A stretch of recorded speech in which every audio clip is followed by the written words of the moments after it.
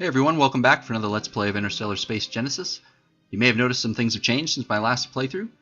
We are now in Alpha. We are no longer in Pre-Alpha. I'm pretty excited for this. I've been playing the Pre-Alpha version for a long time now and anxiously awaiting the Alpha launch, and here we go. It's finally here.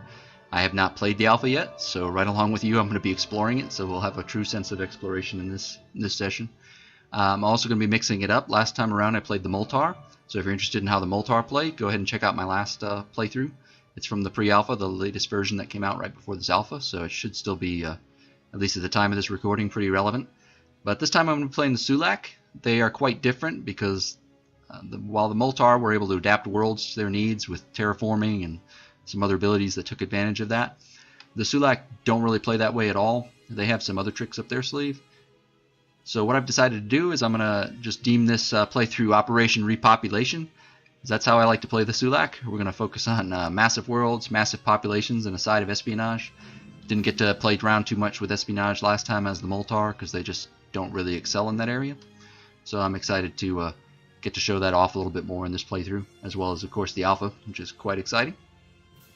So before I go into the settings, I just want to also let everybody know that this playthrough is going to be very beginner-friendly. My last playthrough was not originally designed to be that beginner friendly. It was mostly to give feedback to the developers and kind of give them an idea of how the game's playing throughout a full game session. So now that that's done, this session I want to make a little more beginner friendly for all of you, explain a lot of the mechanics, because Interstellar Space Genesis really is both familiar and unfamiliar, if you can kind of understand where I'm coming from. It's got a lot of familiar Space 4X mechanics in it, so if you've played those, you're going to be pretty familiar with most of it.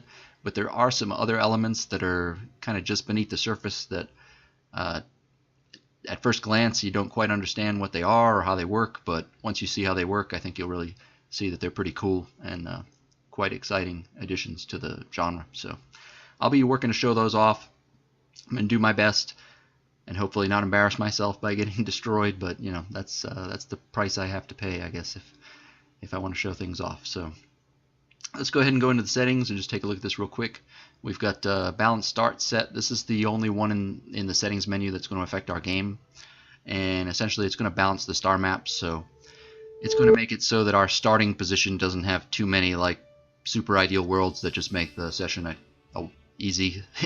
too easy basically, or too hard, so we're not faced with nothing at the start.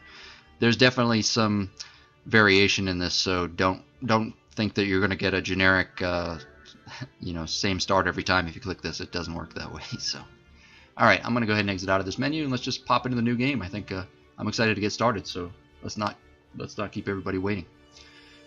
Alright, here's the Moltar. We've got 4 races are in the game right now. I believe 6 will be in by the official launch. Race customization's also in. I'll show that off in just a minute. But initially we do have 4 races. We've got the Moltar. This is again the race I played in the last session. So if you want to see how they play, and they've got a very terraforming heavy style, and they basically can adapt a lot of worlds to meet their needs. They also are one of the only races that can kind of make some use of barren worlds without too much effort, so they're quite unique in that regard.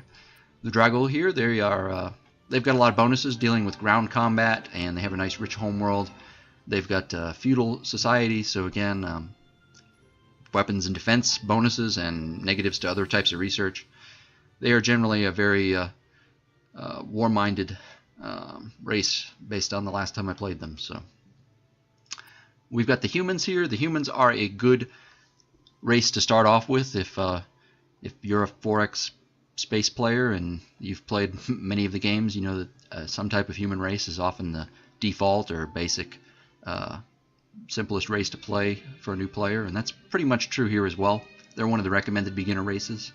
As you can see, compared to some of the others, they only have 4 different racial traits here, and of course every race has got 2 unique special abilities. I'll explain those when we go over to the Sulak, who I'm going to be playing as. Alright, here we have the Sulak. I'll go ahead and read the description here for you guys, just so you get an idea of what they're all about and how we're going to be playing them. As long as those claws stay out of my way.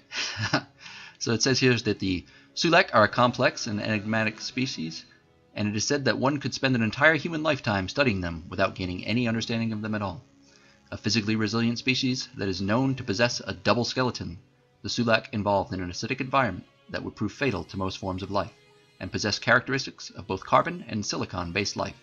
In general, the Sulak are physically gifted, clever, and have a strong procreation drive. Emphasis on that, everyone. But are undisciplined and even somewhat cowardly. Yeah, I could agree with that. These traits inform their entire society from the family unit all the way to their central government, resulting in an empire that is rigid, expansionist, generally xenophobic, okay, and utterly stunted on an emotional level. Well, preferring espionage and subterfuge over direct conflict, it is only the unruly nature of the Sulak themselves that keep them from being a greater threat than they are. The species is rewarding to observe and study, but make unreliable and unpredictable neighbors. Yeah, I think we can prove true to that as well. The Sulak may be your ally today, your enemy tomorrow, and completely indifferent to you the day after. Their very nature suggests that the Sulak's greatest obstacle are themselves. Well, we'll try to avoid that part of it, right? So, again, like I said, based on their traits and based on the description here, I want to play the Sulak true to form. We're going to be focused on repopulating everywhere, huge worlds, and basically espionage. And obviously, we're going to have to do combat. This is a Space 4X game, but we'll try to manipulate and connive our way as well. So, basically, right here we have our ideal homeworld, which we can see here is acid. Every race is going to have a unique homeworld that is basically, at least currently anyway, I don't know if that'll be true throughout the game, but every race has a homeworld type that is unique to them, that's ideal. So acid worlds are unique to the Sulak, at least at this point, as their ideal world. We've got tolerable as lava and swamp. Those worlds are going to be easier for us to adapt to. We do still have to research some technology. We will still suffer some penalties on those, so they're not nearly as good as ideal worlds, but they're doable. Hostile worlds are much more difficult. Terran, desert, icy, and barren, those are going to be much more trouble for us, so hopefully we don't have too many of those around us. Later game techs will help us colonize those with less trouble, but early on we probably want to try to avoid those. Alright, so that's the first thing you want to look at when you're picking a race or designing a race. Next up, we've got the population growth. We can see here plus 50% pop growth, so that part of that repopulation is going to come from this plus 50% pop growth we're getting here. Plus 10% ground combat, so we'll be pretty good at defending ourselves as well as attacking in ground combat. So while we may not be too good at space combat necessarily, we'll be good at ground combat, so that's good. We've got the hive mind. So the hive mind actually gets a bonus of 10% to all research categories, but it does take 12 turns to assimilate a pop unit in a conquered colony. So what that means is when we conquer and invade another person's world, another race's world, and we subject their citizens to our society and our way of ruling, as you might imagine, most people are not going to be willing to give up their free will and join a hive mind. So this is kind of reflected here by how long it takes to assimilate those pops. When they're not assimilated yet, we're going to risk revolts and other problems. So invading other worlds and trying to capture their people, enslave them, and get them to work for us is going to be difficult. We've got low G world. This is another big negative of the Sulak. So low G worlds, as you can read here, are going to be smaller and poorer than medium Gs and heavy Gs on average. Of course, you can find rich, huge low G worlds, but they're just less common. And you can see also here that minus 25% production per pop in tolerable gravity, as well as population growth in tolerable gravity, and minus 50% in both pop production and pop growth in hostile gravity. So what that means is medium Gs will be okay for us, but we're going to suffer 25% penalty on those. And heavy Gs, we're going to suffer minus 50%. So you might be putting together at this point that if we run into any heavy G worlds that are, say, Terran, desert, icy, or barren, those are going to be the absolute worst of the worst for us. We do not want anything to do with those. But if we find low G worlds that are acid, lava, or swamp, and they have sufficient mineral richness or better, those are going to be something we want to definitely look at, especially if they're decent size. Speaking of size, that opens us up directly into the next trait that they have, which is subterranean. Apparently we've adapted to live underground. We just have so many people, we need to start stuffing them underground, and we're making complexes down there, so we get another plus 10% to ground combat when defending. So when the invaders are coming in, think thematically of them trying to come down into our caves and down into our systems and basically eliminate the alien life, and we're going to be fighting back tooth and claw. I think we have teeth. Yeah, there you go. He just opened his mouth. So we also get plus 50% population capacity in all planets. That's pretty huge. So in some worlds, we're going to be getting 6, 8, 10 extra pops on them. So that's where that population growth feeds directly into the massive max population. So that's what I was saying about massive worlds and massive populations. We're mostly looking at subterranean, and there's plus 50% pop growth for that. And then now we're going to get into our espionage stuff. We're suspicious. So this essentially means we've got a better chance of detecting rival spies, and it also takes rival spies longer to set up their missions. Every mission takes time to set up. Their missions are going to take longer. And then here we have elusive. Elusive is a basically the counterpoint to suspicious. It's the same thing except for our benefit. Basically, we have missions that are 25% harder to detect, and we have -5 turns to set up our missions. So, quite an advantage for us to get those missions up and running quickly and kind of use espionage to our advantage. So I'm definitely going to try to make a good effort at that. To be honest, I have not used the espionage system that much myself, so I'll be learning right along with everybody else on that. And then we're also uncreative, so this is another negative trait. We've got a -10% to early breakthrough chance. So this game has a system where you can occasionally get research ahead of schedule, basically. It might say you might have 5 turns or 4 turns to go on a research, and the next turn ticks along, and you find that you've instantly acquired that technology. So we won't be really running into that as much as the Sulak, though. So very cool, very nice when it happens. The Moltar that I played last time, again, are good at that. They're creative. They're the opposite of uncreative. But not something we're going to run into this time. So, like I said, every race has 2 special abilities shown right here. And basically what these do is they have a cooldown on them. So when you have to unlock them first. There's some way that you're going to unlock them. And then you're going to activate them if you choose to. And then once you use them, they basically function for a certain number of turns. And then there's a cooldown period of a number of turns before you can use them again. So let's go ahead and see what those are for us. We have lust here. Well, that's a that's a word that certainly brings some certain things to mind having to do with repopulation. So, and if you read the description here, it certainly makes sense. Starts a temporal period of restlessness and conflict with the Empire due to a profound desire to procreate, and the race will adopt a very zealous protective posture. It's mutually exclusive with Serenity and cannot be active at the same time. Serenity, as you'll see in a moment, is our other special ability as the Sulak. To unlock this, we're going to need first contact, so basically we just need to meet any other race. Apparently, just meeting another race drives us crazy, and we just need to somehow outnumber them. I'm not exactly sure, but it sounds good to me. So the usage requirements is just to click it when it's ready, so pretty easy to use. And then the passive effects here, this is the meat and potatoes of this. Plus 100% pop growth in the Empire, so add that onto the 50% we already get naturally. That's a plus 150% pop growth. So again, hopefully you're seeing now all this ties together. And then we've got plus 50% ground combat when defending. So remember, we get plus 10% ground combat when defending from subterranean, and we also just have plus 10% ground combat in general. So that's up to plus 70% ground combat when this lust is activated defending. So we're going to be very resistant to ground combats, but we still have to watch out for bombs because our lust does not help us defend against bombs, unfortunately. There are a couple downsides to this. Not every one of these has downsides to it. Some of them are just straight upsides, but I think because the upsides are so good in this one, they put a couple of downsides in just to even it out. So we lose basically 0.5 research per pop, which, I don't think that's going to be a huge disadvantage. And then -1 production per pop, which again is not great, but not terrible because we're probably primarily going to be focused on growing our population during the period of lust, not building things. So we'll move over to Serenity. So Serenity starts a period of calm and peace, causing a friendly and helpful mood throughout the entire Empire and with any other races in contact. During this time, the race will enjoy from a morale boost and will see relations improve with all the other races, but will also become a bit careless with their defenses. Mutually exclusive with lust. Cannot be active at the same time. So perfectly makes sense. We can't use both of these at the same time because they have counter abilities and kind of thematically counteract each other. So again, this one also just needs first contact to unlock. And again, you just click it to activate. So pretty much the same there. Passive effects are quite a bit different though. We've got +4 diplomatic modifier. So when we need to make friends with our other fellow races in the galaxy, this is a good one to activate. Make sure we stay on good terms with them.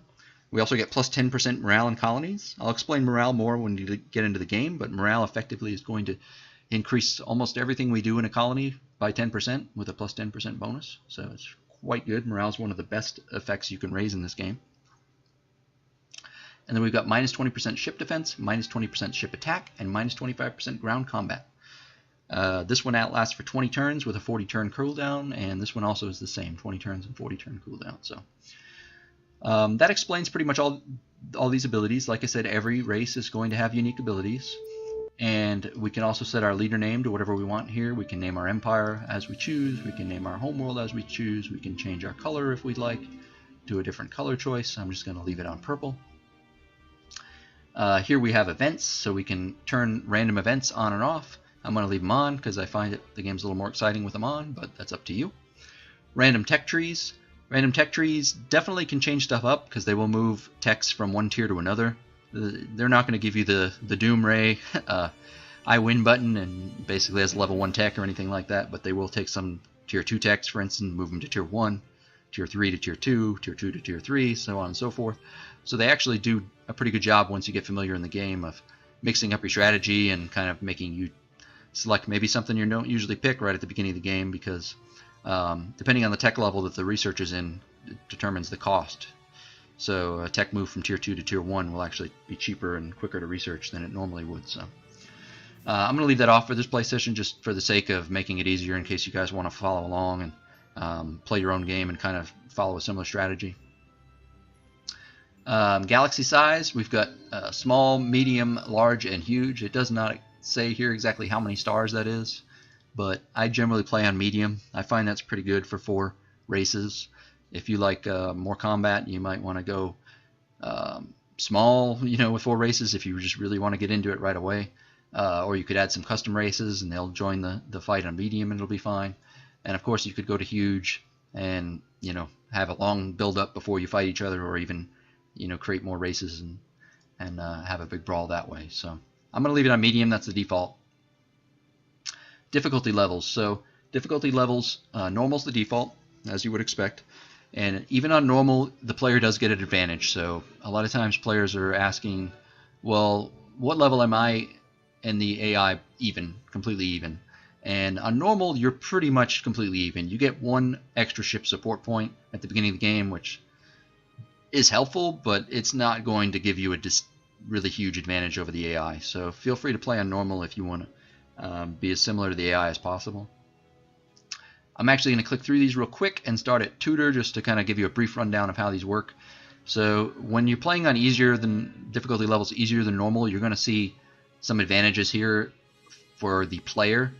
So basically the tutor level doesn't really make the AI play worse. What it does is it gives the player an advantage at the beginning of the game and also gives the AI player a worse starting position. So the human player is going to get extra pops, extra infrastructure levels. We'll go into more of what that means when we get into the game.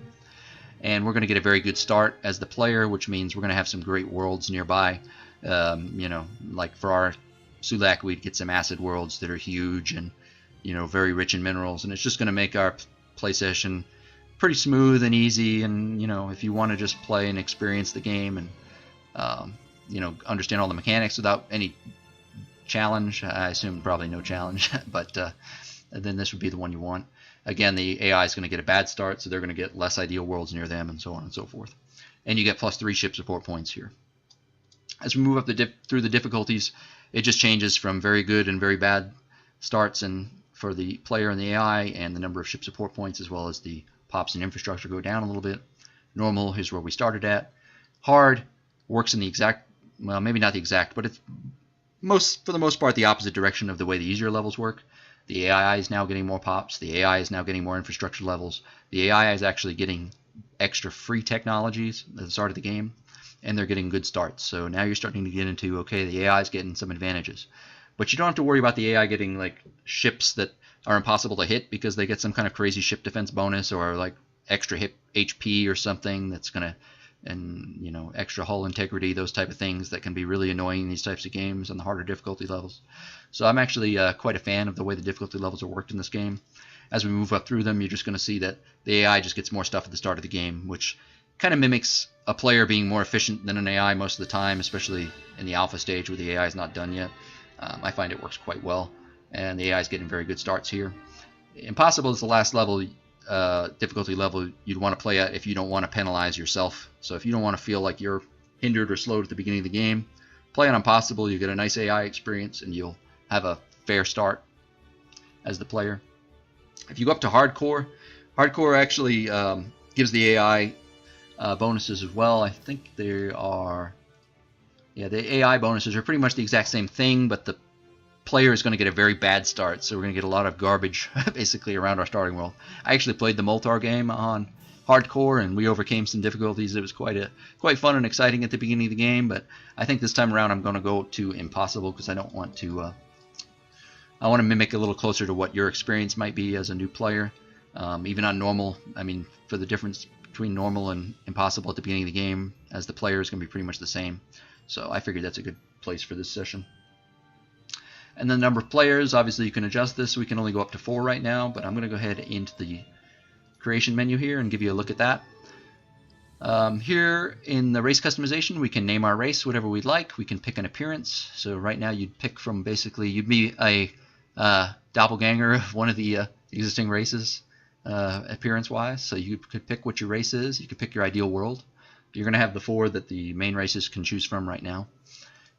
Whether or not that changes when we get 6 races and there's now 6 ideal worlds to choose from, that may be the case. But if you've used some of the race customization systems in other games before, this is probably going to look similar. You can clear all your picks here. There are negative picks that basically are penalties for you that are going to give you more points to spend. So as we pick these negatives, you can see our points to spend is going up and up and up. And the same is going to happen if we clear that and we pick this +2 production per pop. That's a pretty good ability, but it's going to cost us 6 points, so we only have 4 picks left. Alright, so that basically explains most of this. There are a few things that you always have to have. You're always going to have a preferred world type. You can see medium G is 0 points. So that's you don't get any advantage or disadvantage for having that. But if you pick heavy G, you get -2. And if you pick low G, which is what the Sulak are, you get -6. So that's why the Sulak are able to have some powerful abilities, is because they have the worst world type. So, moving on, we've got the government here. Every race in the game is going to have a government type. We can see dictatorship is basically the default 0 cost one if you want that option. That's again what the Moltar have. If you go with hive mind, it costs you 2 like we have now. There's one government type that's not currently represented in the game, which is Utopia. So you might pick that if you want to create a custom race and have a utopian society that believes in basically increasing the morale of their population and assimilating people quickly, because everyone loves to be in a utopia, but you don't plan on researching weapons and defenses too quickly with those type of penalties. So the other thing that you may want to look at, and some of these special abilities over here are actually not on any of the races right now as well, so that's pretty cool that there's some additions that will allow your custom race to be completely unique from the other races, at least the ones currently in the game.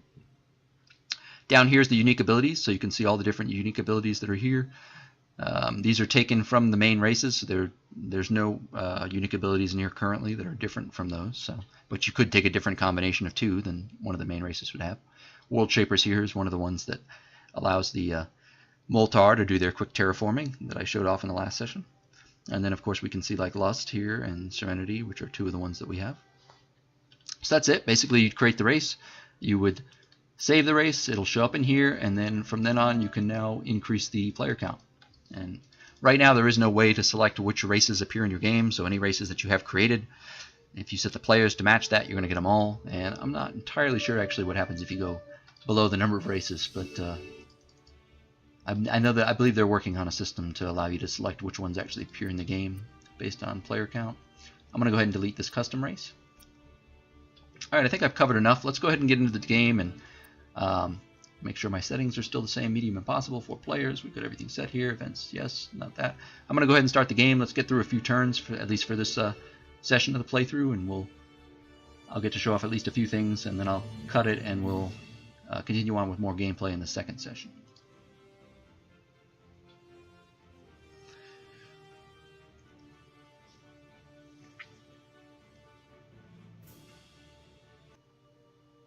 Alright, we've loaded in and we can see our homeworld here is Gladys, just as we named it. We've got Gladys 1. This is going to be our, Gladys is our system. Gladys 1 is our homeworld.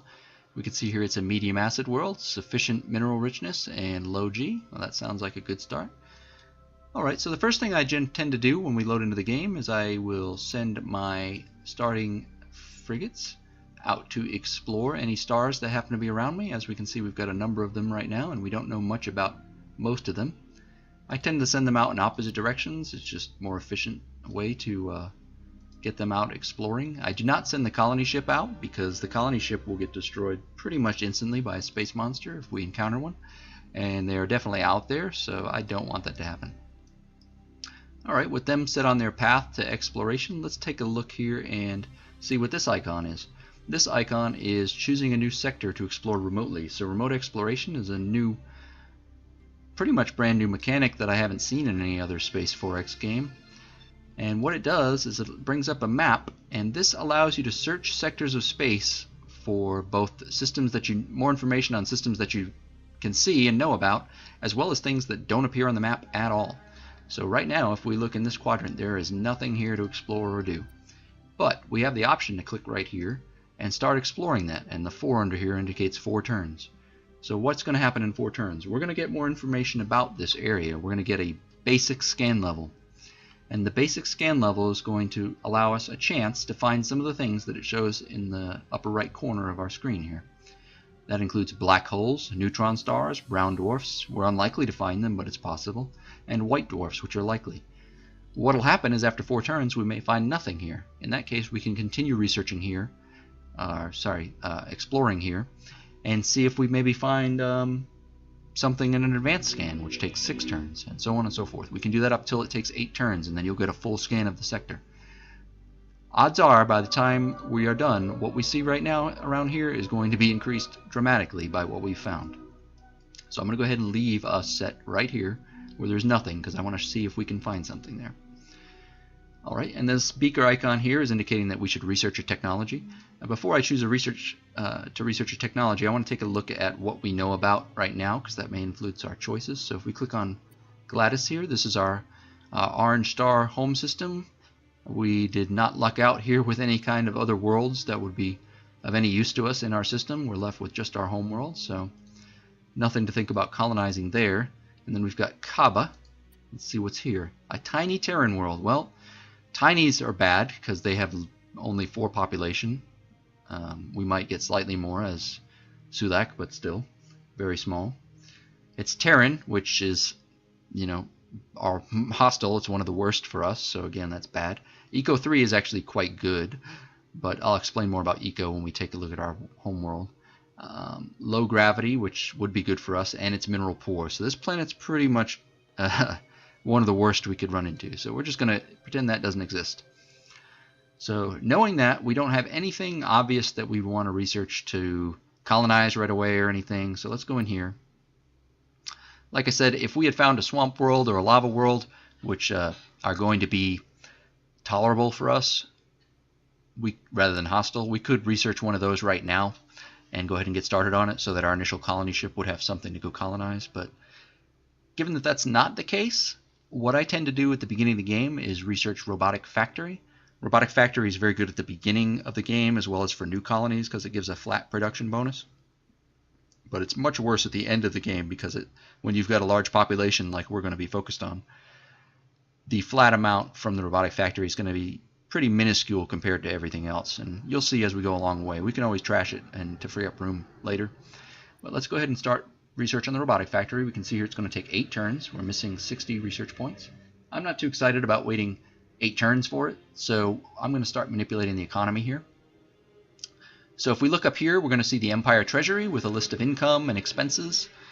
Basically, there's all kinds of different ways we can make money in this game and all kinds of ways we can spend it, just like real life. Here we've got research, which is going to show you where you get all your research from. Again, there's a number of different ways to collect research, from orbital stations and treaties and asteroids research and all kinds of other things. And here we've got space culture, which is something else. I'll explain more when it pops up, but space culture is effectively representation of the spread of our space culture and the choices that we've made as a race. So those are kind of like another tech tree in some ways, where you get certain advantages, but unlike the tech tree, you'll be given a choice between two things a lot of times, and you have to pick one over the other, and you won't get to ever have the other one in that game session. So it's a little, there can be a little more decision making when you're doing that as opposed to research. And then we've got ship support points up here. Ship support points, pretty much all you need to know about those is if you're in the positive, you are not going to have any extra maintenance costs or penalties. If you go negative, you're going to start suffering maintenance costs, and they increase significantly as you go more and more negative. The other thing to keep in mind is as you go more and more negative, you're going to start getting at ship attack and defense penalties, and those are going to definitely impact your ability to fight in space battles. And if you're not paying attention, you've got too many negative penalties from that definitely could cause you to lose a lot of battles and wonder why your weapons are missing all the time and you can't hit anybody. So definitely keep in mind, it's not something that you necessarily are going to keep your eye on if you're not used to that. So over here we've got special strategic resources. I'm going to go over those more as they come up because it'll make more sense then. Here we have our special abilities buttons, so they stay on the screen, and we basically would click on those if we wanted to activate them. But remember, we need to find another race before we can do that. Along the top here, I'll explain most of these buttons as we go along, but the remote exploration is what we already did. That's this menu here. We have the beaker here, which is the tech tree, and then we have the Empire overview in between those two, which gives us basically just a list of all our advantages and disadvantages at this point based on our starting race and tech. And it shows a visual representation of our ideal, tolerable, and hostile worlds, which is something we saw on the main screen. And right now, we're on turn 1, so we don't have any data here. We'll be checking in here throughout to see where we're at. We can see our Empire Pops is 6 right now, so we're going to hope to grow that to massive numbers by the end of this. Okay, I think that gives us a pretty good explanation. The only last thing I want to do is go into the planet and show that off. Also, I'm going to get back to the economy here and what I'm doing in just a moment because we're going to make some adjustments. So here in the world, we can see that our world is an acid medium. We can see the ground defense here, and you're going to see a modifier from both the race and subterranean traits. So we're getting plus 10% from each of those.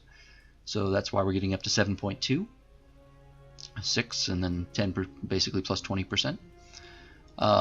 Here's the world itself. There's nothing if you highlight over that. There are tooltips throughout this game, so if anything isn't clear to you, definitely hover over it because there'll be more information.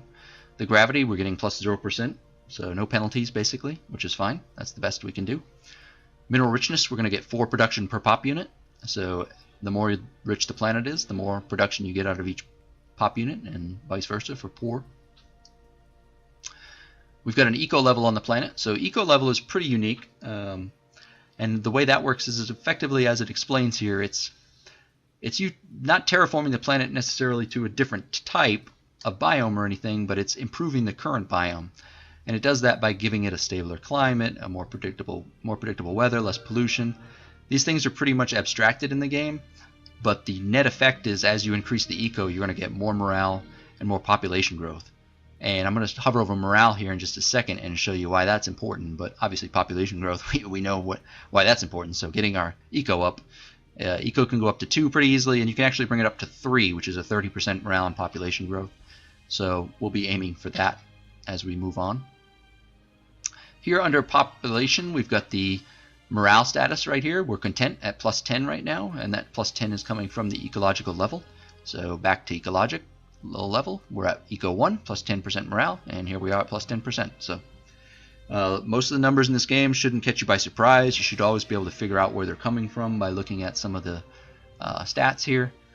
And we can see the effect here is plus 10% to production, research, tax, and space culture per pop. So for large population worlds, morale is going to have a huge benefit. If we get morale up to 100% or higher, we're effectively doubling how much we're getting out of all those things. So morale is very important. A very big modifier, so anything we can do to increase morale is something we're going to want to aim for. Here's our population. We can see we're at 6 out of 18, and the 18, as you can see under population capacity there, normally a planet of medium size would have 12, and we've got plus 6 from being a subterranean race. So that's that benefit of the Sulak, or a custom race that you choose subterranean with, of course. But that benefit is going to give us a huge world, so even on a medium. I mean, 18 population on a medium world is pretty substantial. And then we can see up above that the population growth percentage, and we can get some idea of where those modifiers are coming from. Plus 30 from the race base, which is plus 50%. We're getting, if we activate lust later, we'll get more benefits. So there's a couple other ways we can increase pop growth that I'll cover in just a moment. I'm going to go into production real quick before I go down to the infrastructure, since production is more straightforward. For production per pop unit, that's from our mineral richness of sufficient. I showed that off.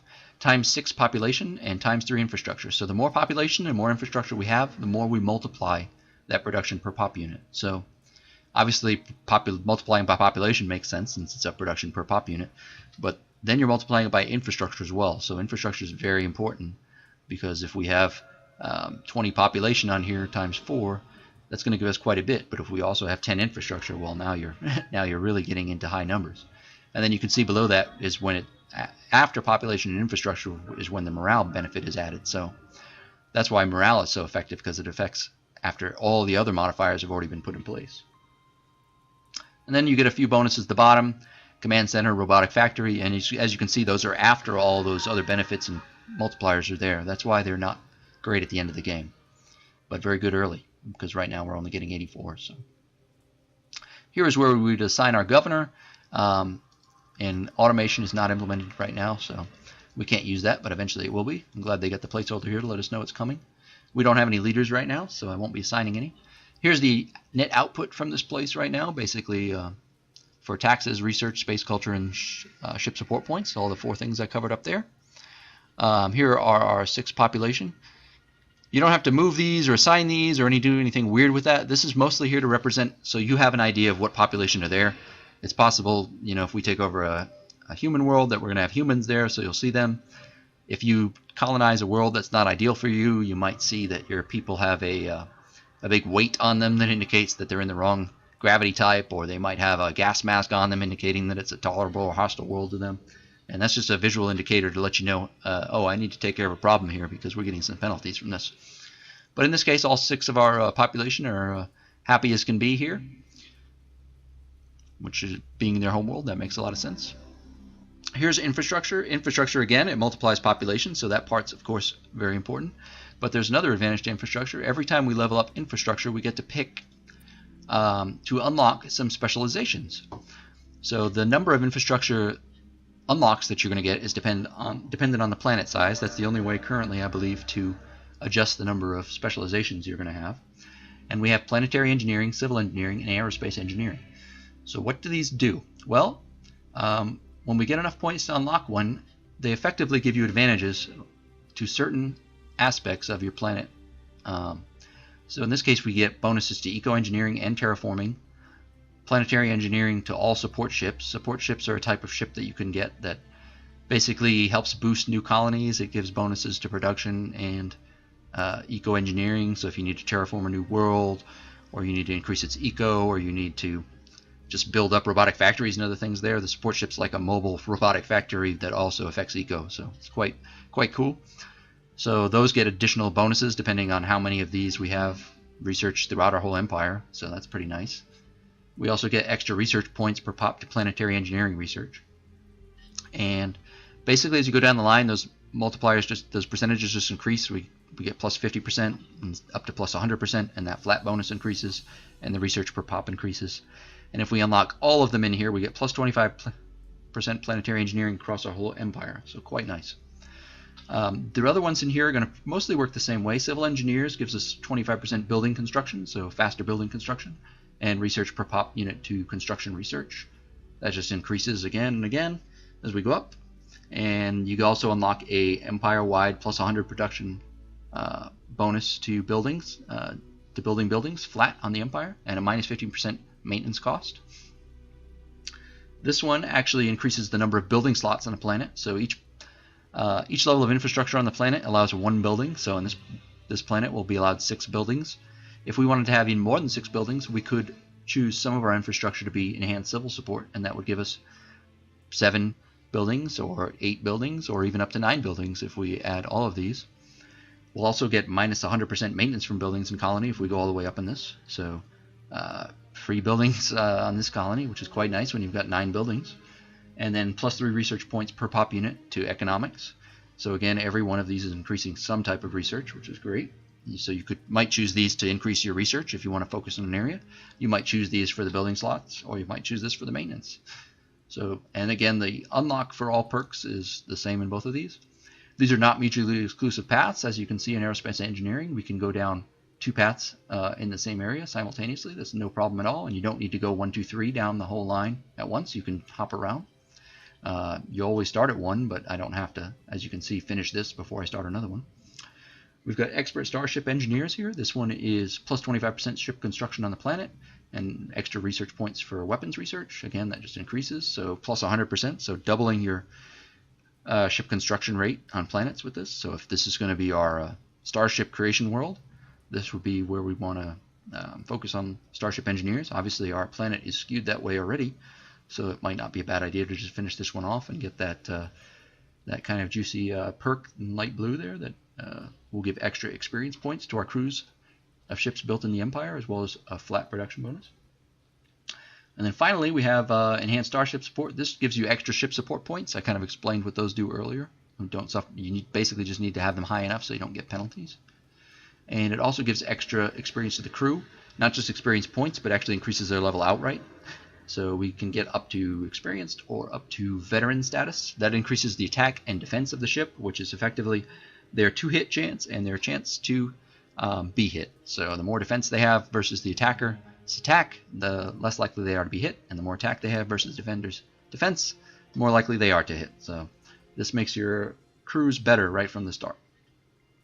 And then again, the same production flat bonus. So hopefully that explains infrastructure. As we unlock them, it may make more sense, but that's a good overview of how that works. Here we have production allocation. This is like basically a chart where we can this pyramid is what I'm kind of used to. What it does is it sets our existing production. How do we want to allocate that? Where do we want to put the points? If we go all the way up here, we're going to assign 100%, 84, to infrastructure development. And as you can see, we're at 17 turns for infrastructure. If I move this down here all the way, we've got infinite time to build infrastructure because we're putting no points into it. So, but we can put 0 points into this and it won't impact anything. So what is this over here? This is planetary engineering. This is effectively habitat control right now, but it might be terraforming or eco-engineering to increase your eco later. What is habitat control? That is a bonus to population growth. So another way we can keep boosting our population growth as the Sulak is to focus planetary engineering. Of course, it works for everybody, but our strategy is heavy in population growth. So, and as I move it up here, you'll see currently it's 11 turns to get a new pop. If I move up here, it's 15 turns. So we are getting benefit from going all the way down here. And this one is basically full allocation of construction. So that would be buildings, ships, anything else that you want to build in the colony would be down here. This bullseye resets you back to the center. And you can also switch to a slider system where you can lock things in and adjust that way if that's something you're more comfortable with. I'm so used to the pyramid, I'm just going to stick with it. But what you choose to use is totally up to you, of course.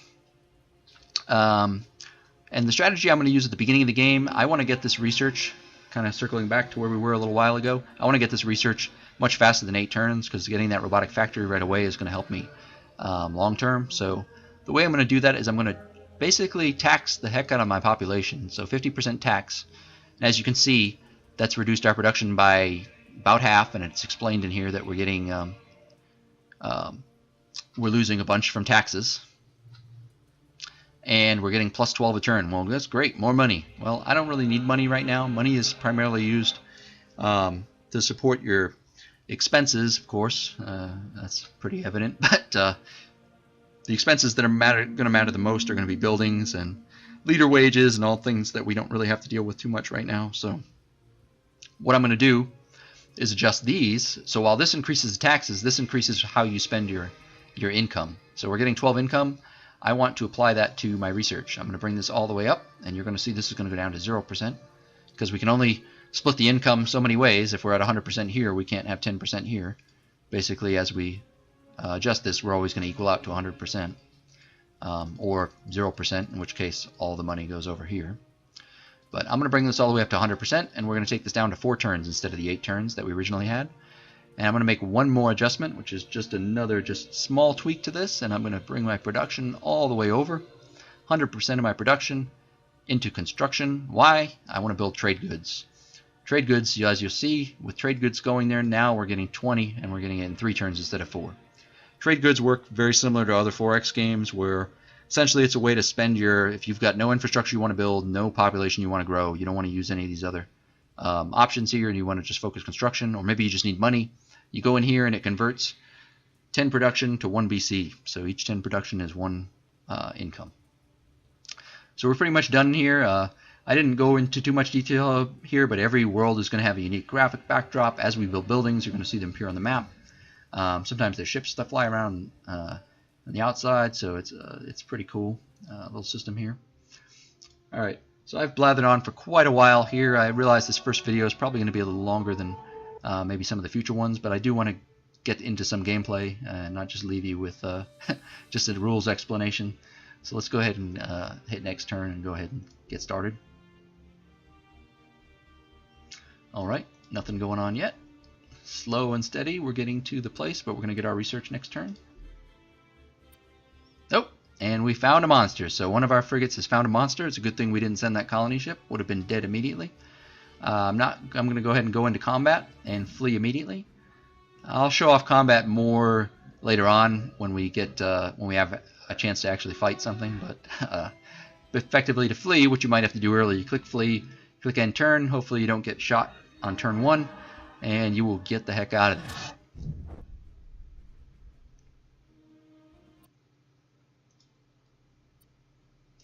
Alright, and here is our robotic factory.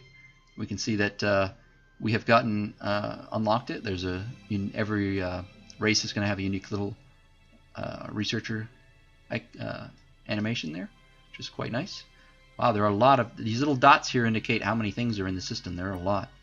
A large acid medium G, small acid medium G. Well, they're not low G, but they are acid. So those are potentials for us. There's also asteroid belts here that could be exploited, large ones, which are the best. Asteroid belts can be used for giving production to your colonies, or research, or for bonuses in trade and economic reasons. So not altogether bad system. We have a gas giant here, which may or may not include one of the strategic resources in the game, helium-3, so that's something to keep in mind. So definitely not a bad system, but the crystalline entities, I can tell you from experience, are one of the more difficult space monsters to defeat, so it's going to be a little while before we can venture there. One thing to keep in mind, and it's a little bit of a tip here from me to you, is when your ships flee, they're going to flee back to where they came from, but you can actually redirect them. So I'm going to send this ship here and not waste a turn or several turns flying back there. I'm just going to flee to a new system. Here, this button indicates that we got a scanning level here, which is from our ship visiting. So I clicked on it manually, but I could have just done that. I'm going to right-click to dismiss these. We researched a robotic factory, so now we need to pick something else. Unfortunately, we still don't have much information about where we want to go or what we need. So we need to pick more or less based on our gut. And I think what I'm going to go with in this case is probably... We could go with subsurface vault, which gives additional population capacity on the planet. It gives us even, it's going to give us even more, which I kind of want to double down on that, so I may just get it now. But the little 2x here indicates that this one is now, and it also says in yellow here, it's going to cost 2 times as much to research because we've already researched another tech in this category. So in these other categories, you might get up to 3 or 4 times the cost if you want to research all of these, for instance. So that kind of puts an advantage in researching a higher level tech that might even cost less than lower level techs as you get higher up. So something to keep in mind. That we'll certainly encounter that as we get further in the game. Economic capital also wouldn't be bad to get more income out of our planet, but I think I'm going to go with subsurface vault right now just to get started on that. It'll take 6 turns, but I am going to change this off of trade goods to robotic factory, which takes 6 turns. I could take the tax off to get this in 3 turns instead. I think I am going to do that because I'm not in a rush to get subsurface vault right now. And let's go ahead and click next turn. We're going to have a few things going on right here. Our remote exploration activities on sector 4-1, which is going to be right up here, found nothing. So I'll click that. You can see this has come up again. And you'll see a purple or pink, I guess, floating, flashing icon here. This indicates that this is the last place we scanned, and we may want to scan there again. It's just mostly a friendly reminder of where we scanned. We can certainly click wherever we want to scan next. But if we continue down that path, you'll see now the potential discoveries have changed a bit. We're now likely to find brown dwarfs, black holes, neutron stars, very likely to find white dwarfs, and unlikely to find boson stars and ruins. I'm going to leave us selected there and just continue drilling in and see what we can find there. Here we found a system with a wormhole. This is from our ship going out there. We found an acid heavy G. So again, acid good for us, heavy G terrible for us. So it is medium. I'm not very inclined to send our ship there right now, our colony ship. I want to see what's in these other places first. Hopefully we can find something better than that. We've gone ahead and finished that. And now we're going to unlock a space culture. We've achieved enough points here. It'll be 11 turns till we get the next one to go into space culture. Space culture can be reached by clicking here or by going to the space culture icon on the top right whenever you'd like. So again, we can click there or go here. Space culture choices are, again, basically you can pick any one from any area. So in this area here, we'll get to pick this one, Stellar Navigators, which gives us travel speed and nebulas throughout the entire game. Or we will pick this, which gives us a free colony ship, and all of our colonies start with 2 pop instead of 1. And that colony ship it's warning us that it's going to take 1 ship support point. So if we were running negative ship support points, we might not want to unlock this right now because it will give us even more. But effectively, if we pick one of these, we can't ever pick the other one. So something to keep in mind. Sometimes you have to make a long-term gain choice versus a short-term gain choice. It's just up to you. And then after you unlock one of these, you'll be able to pick one on the 2nd level, and then your 3rd, 4th, 5th, and so on until you get down to the bottom. And we can, if we choose in the adventure path, that does not lock out the wealth or knowledge path. So let's take a look at our options. So again, travel speed, I'm not too interested in that right now. Colony ship, I don't need that right now. Maybe we'll find out we do need another colony ship later, but I've already got one sitting doing nothing. +1 production per pop, that's almost always good. 2 free outpost ships. Outpost ships allow you to exploit asteroid belts. They allow you to exploit strategic resources like helium-3. They also extend our supply range for how far we can reach, which we may need if we don't find any good planets here, but I don't think I want to pick that yet. It will cost us 2 ship support points, but it's negative. We'll start suffering money penalties, and I'm still exploring, so I'm not going to do that one. So I think we're going to go with knowledge, and knowledge has 2 choices here: +1 simultaneous remote exploration targets. So basically we can remote explore two sectors at once, or we can explore basically further out. So if we look at our remote exploration, we can explore around our system right now. With the other one, we would be able to go 1 level out deeper. Not too excited about that right now either, so I'm just going to pick the simultaneous targets. And you can see we're immediately prompted to let us know that, hey, you can explore another area. So let's go ahead and do that. Let's dig in here and see if we find anything else down in this sector. We are at the bottom of the map, it looks like, so everybody else is going to be kind of up north of us unless somebody's wedged over here or over here. Alright, I think we've set that. We've got the robotic factory coming. We've got our ships moving. We'll go ahead and maybe spend 1 or 2 more turns, and then we'll probably call this session. Oh, this is there's a lot of stuff in here. This is promising. What do we got? Oh, gas giant, lava heavy G, lava medium G, lava small lava. Okay. So if any of these are rich or have nice specials on them, we don't know until we get a higher scanning level. Over here we can see it's basic. Then we may want to grab one of these, the heavy G one. Unfortunately, the large is a heavy gravity, and we're low gravity, so not the best. We've got gas giants, possibly. We might need to exploit those because we may end up stuck here for a little bit. So, okay, well, that's not bad. It's definitely a good find. There's nothing else currently we can do. I'm just going to leave that there. Our robotic factory's coming right up. Okay, we're getting a notification our robotic factory's done. Here it is on the map. Like I said, they always show up on the screen. They're also going to show up in the upper right. You can click on it in the upper right, and it'll ask you if you want to scrap it. No. You can also click here to scrap it. No. But if we needed a space, you notice we had 3 slots before. We're now using 1 with a building, so we have 2 left. If towards the end of the game we don't need robotic factories here anymore because they're not producing enough, but we have another building we're excited about, we can just go ahead and clear this out. Definitely a tip that'll benefit you in the long run. So we could focus infrastructure, we could focus population growth, we could keep it on trade goods and try to, again, get our techs faster. There's a lot of different options right now. I think what I'm inclined to do is actually devote ourselves to it's tough right now because we don't know enough about the environment. I think I am going to go with tech. We're running -5 because the robotic factory is now costing some money, so we can't go all the way up to 100% anymore. We'll go to 70%, 8 turns. We might want to switch now to lava. I'm going to actually switch this off. We don't lose the progress we made here, which is quite nice. I'm going to switch to lava colonization now that we've seen some lava worlds. Switch subsurface fault back to this number 2 option. We also found this system, which has an acid low G. Yep, I want that. That's perfect for us. Let's go there. And then we have our... Yeah, that's not bad. We'll go ahead and end this turn. And one more turn, I'm going to colonize this, and then we'll get some remote exploration, it looks like, and we'll be finished. So nothing to report there in this area. I'm going to go ahead and just continue drilling into that one again, I think. Yeah, let's do that. Here, colonization is possible. You can click that icon, and it'll tell you that. Hey, do you want to colonize here? And then you pick which planet you want to colonize. It's going to hopefully highlight which one that is for you. I'm going to cancel out of that real quick, and I'm just going to click on this starship, click colonize, and do the same exact thing this way, just to show you how you can do it that way.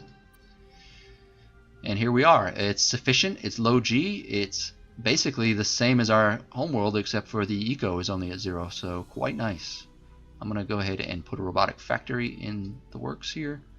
That's 28 turns. That's not too exciting. We could go for infrastructure first, which might make more sense. We're probably going to want to get a support ship at some point to help this along. But yeah, I think I'm going to go infrastructure first. And when we get the support ship over, we'll switch to robotic factory. Our colony's established.